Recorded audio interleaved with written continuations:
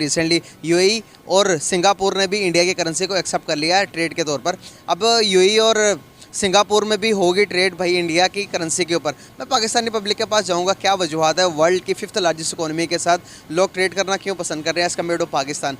पाकिस्तान को कोई भी कंट्री कंसीडर नहीं कर रही है एज़ कम्पेयर टू इंडिया, लेकिन इंडिया की तरफ दूसरी कंट्रीज़ का रुझान क्यों बढ़ता जा रहा है डे बाई डे। अगर हम देखें किसी भी फील्ड के अंदर पाकिस्तान का कोई कंसीडर नहीं कर रहा, लेकिन इंडिया को ज़्यादा हर कोई प्रेफर कर रहा है, चाहे वो ट्रेड हो चाहे वो किसी किस्म के भी रिलेशंस हो, तो इंडिया को ज़्यादा फॉलो कर रही है। जाहिर सी बात है, अगर आपकी करंट करेंसी के अंदर ट्रेड हो रही है तो आपकी करेंसी स्ट्रांग हो रही है। आपको अब रशिया, जो ईरान और दूसरे मुल्कों के आपने नाम लिए हैं, उनको ट्रेड करने के लिए इंडियन रुपी चाहिए। जैसे आज आपको ट्रेड करने के लिए डॉलर्स चाहिए और आपने उनके मुल्क में, अमेरिका में, अपने डॉलर रिजर्व्स रखे हुए हैं, जिसकी वजह से उनकी करेंसी की कीमत बढ़ती है, वैल्यू बढ़ती है। डिमांड एंड सप्लाई है, डिमांड जितनी इंक्रीज़ होती है वैल्यू इंक्रीज़ होती है, तो इंडियन करेंसी पावरफुल होगी इससे। भारतीय रुपये का जो बढ़ता हुआ दबदबा हम देख रहे हैं, बराबर एक के बाद एक अलग अलग कंट्रीज़ में भारतीय रुपये में कभी किसी से कोई डील हो रही, कभी कोई डील जो है वो पता चल रहा रुपये में हुई, कभी किसी देश में जो है रुपया चलेगा, कभी कहीं होगा। अलग अलग कारण हैं जिसके चलते पहली बात तो है कि दुनिया ने बहुत अच्छा अपॉर्चुनिटी दिया है भारत को। इस समय दुनिया डॉलर से त्रस्त आ चुकी है, बल्कि डॉलर से क्या, अमेरिका का जो इन्फ्लुएंस है और जो अमेरिका की दादागिरी है उससे इतनी ज़्यादा पक चुके हैं सारे देश कि वो अल्टरनेटिव खोज रहे हैं।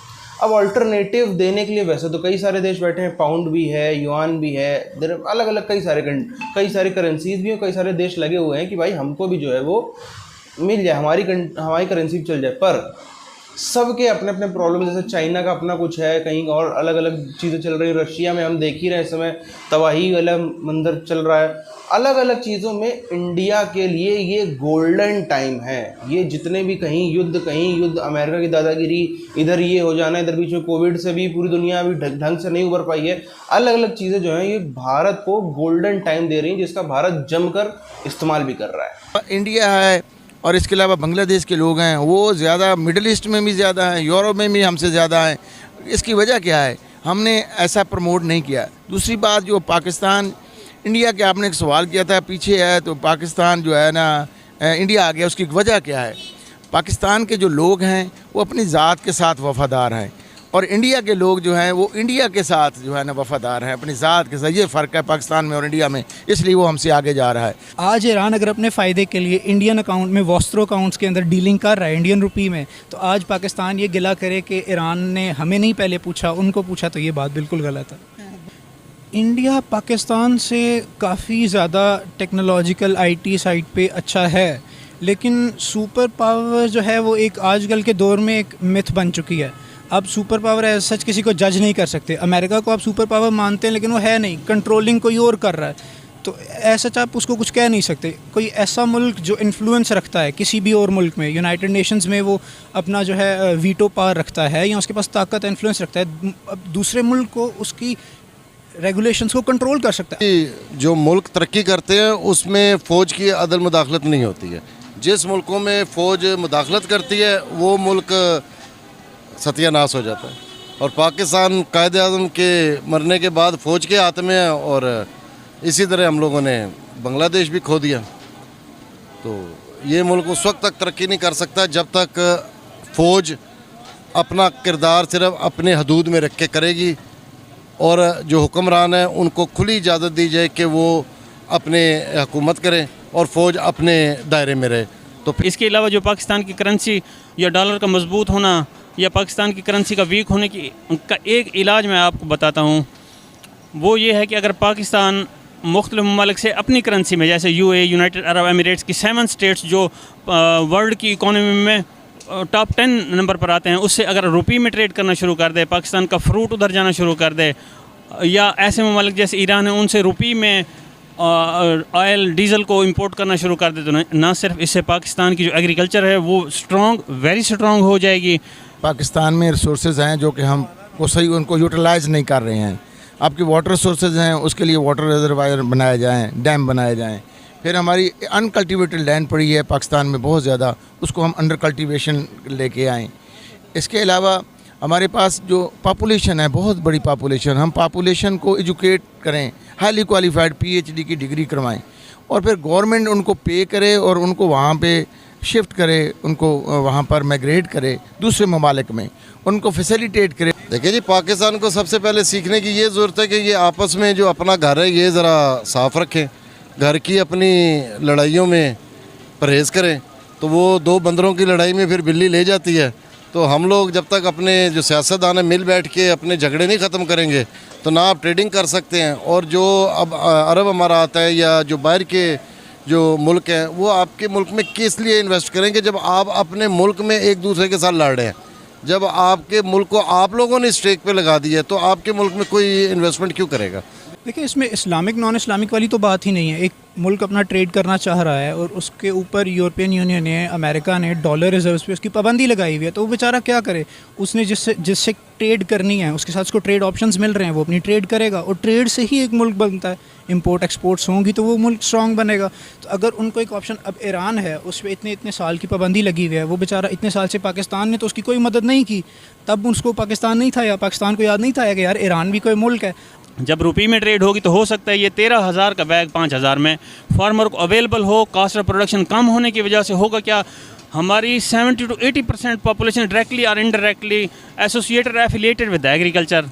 तो एक इनकलाब बर्पा हो जाएगा कि 25 करोड़ इंसान जो हमारे इस today at that time residing in the Pakistan, उन्हें फूड सिक्योरिटी का तो कोई प्रॉब्लम होगा ही नहीं। तो टुवर्ड्स प्रॉस्पेरिटी ये एक माइलस्टोन होगा। It will be milestone towards the progress and prosperity of the Pakistan, emerging Pakistan. Sir दूसरी बात, ये नया ट्रेंड अब शुरू हुआ है, ये अब पाकिस्तान में भी ये शुरू हो जाएगा। ऐसी परेशानी वाली बात नहीं है। पाकिस्तान में पाकिस्तानी रुपये में आएंगे, काम करेंगे, ऐसी बात नहीं है। ये क्योंकि अभी से ये काम हुआ है, पहले डॉलर में होता था, इंडिया में भी डॉलर था, पूरी दुनिया में। आप लोगों ने, सारे लोगों ने सोच लिया है कि हम क्यों कन्वर्ट करते हैं डॉलर में। जब लोग दूसरे ममालिक नहीं करेंगे तो इंशाल्लाह एक दिन आएगा पाकिस्तान में भी ऐसा ही हो जाएगा। और ये जो और दूसरी बात है कि हमें कुछ बोल्ड स्टेप लेने चाहिए। जो वहाँ से बाहर से हम इंपोर्ट करते हैं ना, उसके प्रोडक्शन यूनिट पाकिस्तान में लगाएं।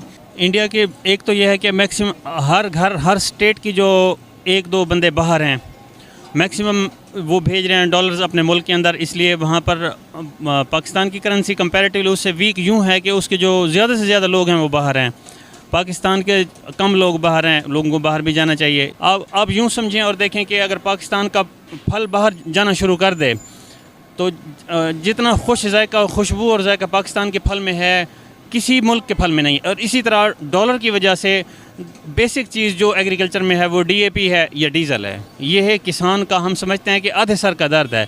अगर इसे हम रुपये में कन्वर्ट करते हैं तो एक ऐसा बैग जो बुनियाद है DAP, जो एक बुनियाद है एग्रीकल्चर की, वो अब डॉलर के अप जाने की वजह से 3,000 से 13,000 पर चला गया है। तक फौज आपके इस मुल्क में से अपने आप को बाहर नहीं निकालेगी कि सिर्फ हदूद की ये हिफाजत करें, हमें प्रोटेक्ट करें हमारे दुश्मनों से।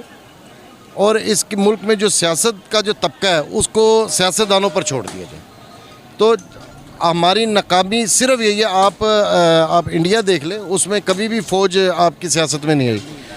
जिस मुल्क में फ़ौज आई है वो मुल्क का सत्यानाश हुआ है। विश्व में अगर हम देखें बहुत ही बड़ा गैप क्रिएट हो गया है। और यहाँ पर ये भी समझना पड़ेगा, भारत में ख़ास तौर पर भारत में जो थोड़े से राष्ट्रवादी किस्म के लोग हैं, या फिर हम कह लें जो भारत की मेजॉरिटी है, वो चाहती थी कि ट्रंप दोबारा से इलेक्ट होकर के आएँ। सच बात है, सीधी सी बात है, बाइडेन के सपोर्टर तो वैसे ही बहुत कम थे भारत में, सिर्फ कुछ ही मिलते थे, सिर्फ खास तौर पर। लेकिन वो देखा है जो अमेरिका में ज़्यादा समय जिन्होंने गुजारा है वो ज़रूर थोड़ा सा ट्रंप को क्रिटिसाइज़ करते थे और बाइडेन का फेवर करते थे, पर ज़्यादातर लोग फिर भी ट्रंप सपोर्टर ही थे। पर होता क्या है, बाइडेन साहब की सरकार आ जाती, बाइडेन साहब प्रेसिडेंट बन जाते हैं। अब इन सब के बीच में इतना बड़ा एक चीज़ हो गई, एक तो बाइडेन साहब की जो है वो एज इतनी ज़्यादा है। हालांकि एज मैटर नहीं करती है, पर कुछ चीज़ों में हम देख रहे हैं, अलग अलग फैसलों में अमेरिका का जो रिट है, अमेरिका का जो एक दबदबा है, जो अमेरिका का एक खूंखारपना होता है जिसको कहते हैं, वो थोड़ा सा खूंखारपना ख़त्म होता हुआ हमें नज़र आया बाइडेन साहब के कार्यकाल में पूरी तरीके से। अलग अलग जगहों पे हमने देखा, कभी भी कोई भी डांट डपट दे रहा है ना। अफ़गानिस्तान में भी दुर्गति हुई, हम सब ने देखा।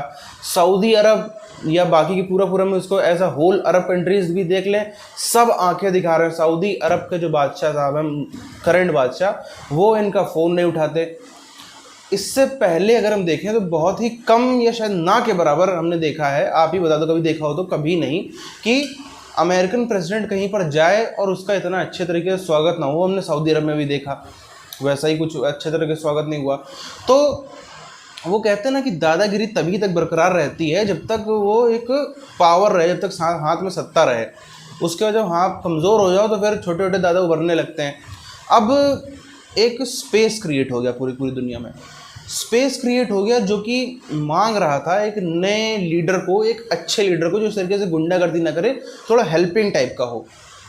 चाइना की तरफ कोई देखना नहीं चाहता। चाइना को सब जानते हैं कि भाई इससे तो, ये तो अमेरिका अगर इतना बड़ा बदमाश था तो ये तो फिर एकदम खून ही चूस डालेगा। अमेरिका अगर, जिसको कहते हैं ना कि अमेरिका का थोड़ा बहुत चोट दे रहा था, ये तो पूरी तरीके से एकदम खून चूस जाएगा, तो मांस भी खा जाएगा, इस तरीके का ये है चाइना। तो उसकी तरफ लोग नहीं देखना चाहते। अब इसी बीच में भारत ने वैक्सीन डिप्लोमेसी भी करी। इसी बीच में भारत ने जहाँ जिनका तेल नहीं बिक रहा था उनसे तेल भी खरीदा। इसी बीच में भारत के सामने लगभग, पहले तो वैक्सीन के टाइम पर हम देखें कोई ऐसा देश नहीं था जो भारत के सामने हाथ फैलाए नहीं खड़ा था कि भाई भारत हमको वैक्सीन भेज दे। सही बात है ना। अब इन सब चीज़ों के चलते भारत को पूरी दुनिया एज अ ग्लोबल लीडर देखने लगी कि हाँ भाई इनके छत्र छाया में हम पनप सकते हैं, इनकी छत्र छाया में हम खड़े हो सकते हैं। वही कारण है जो ये आज हम रुपये देख रहे हैं, बढ़ता हुआ सब कुछ देख रहे हैं। ये भी थोड़ा सा हमें समय भी देना पड़ेगा, 1-2 साल का कम से कम, तब हम 1-2 साल बाद का जो भारत होगा वो बहुत ही उसका रुतबा बढ़ा हुआ होने वाला है। इस चीज़ की हमसे गारंटी है।